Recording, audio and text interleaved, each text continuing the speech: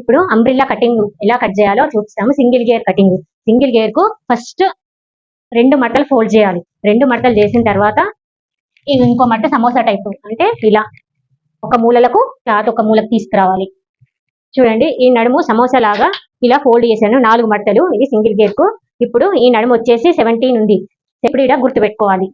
8.5 మనం ఇలా షేప్ కోసము అంటే 11.5 వస్తుంది.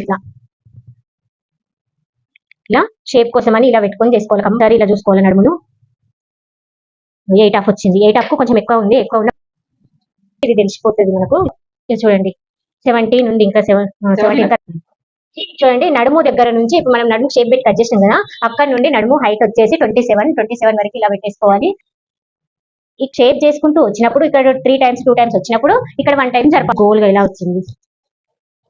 ఓకే ఫ్రెండ్స్, సబ్స్క్రైబ్ చేయండి, షేర్ చేయండి, కామెంట్